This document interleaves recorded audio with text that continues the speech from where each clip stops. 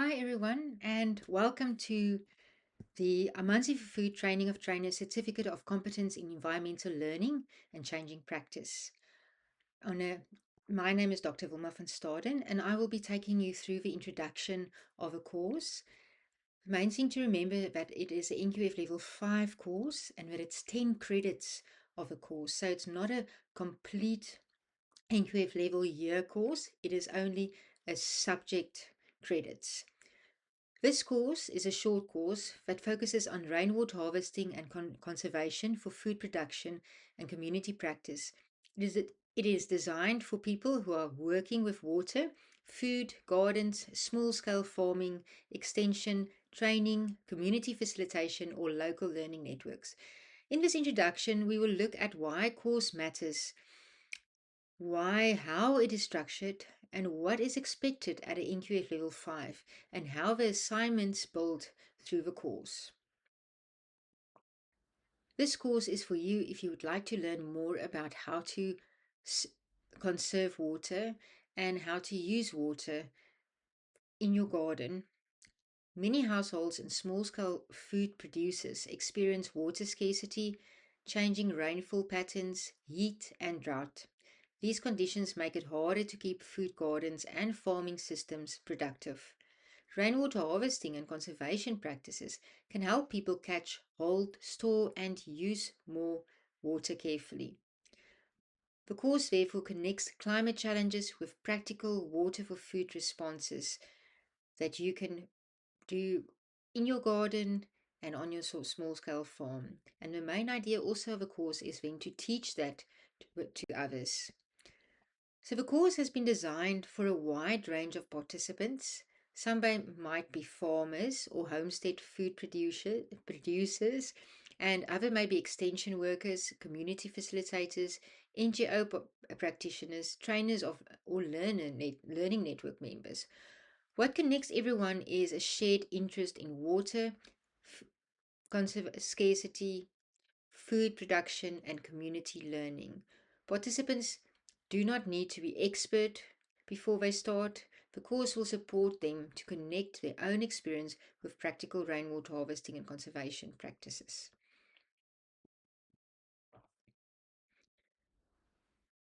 This slideshow shows the overall learning journey.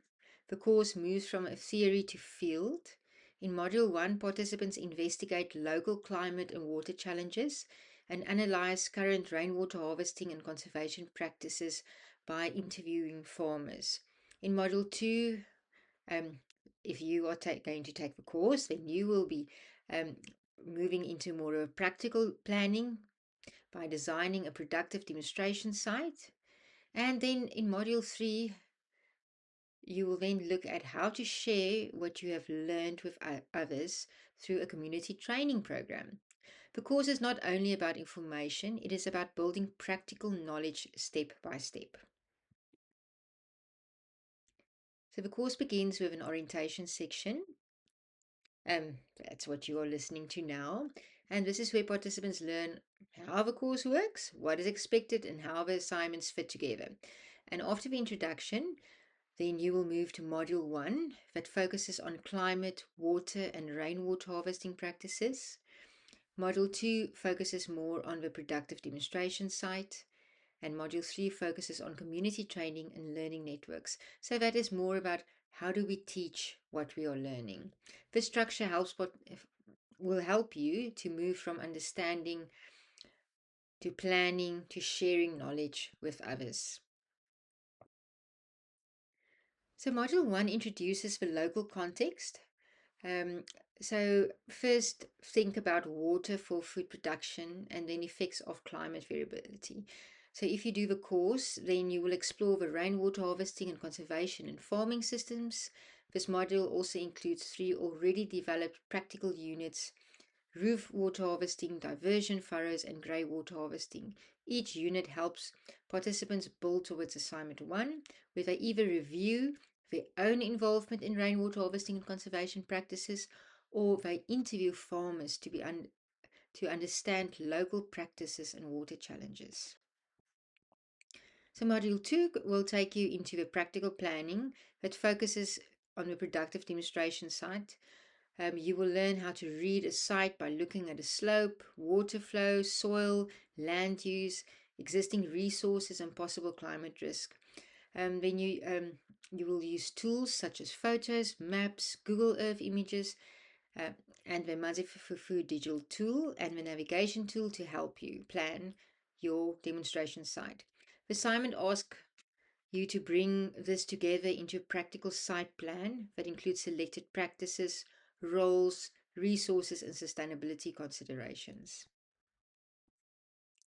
Then the final module, we focus on how participants can share rainwater harvesting and conservation knowledge with others. The key question is who needs to learn and how will they learn best? Participants identify a community or farmer group, analyze their training needs, select relevant practices, and choose practical learning methods. They will also think about how to use support materials such as the Amanzi Food videos, handouts, posters that's available on the Amanzi Food website and demonstration sites. The final assignment is a community rainwater harvesting conservation training program plan. So each of these units follow the same structure so that participants know what to expect. They begin with an overview, then move into a short piece of content that also includes the core text of that module, a video explanation, resources and tools, and a practical activity or a knowledge check. Importantly, each activity links to the bigger assignment for that module. This prevents activities from feeling separate or random.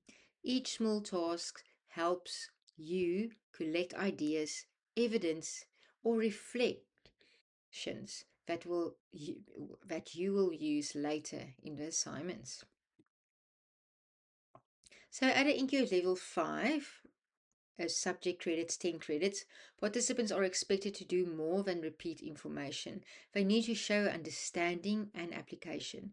This means they should be able to explain why practice is useful, compare different options, analyze water challenges in their own context, and make decisions about what is suitable.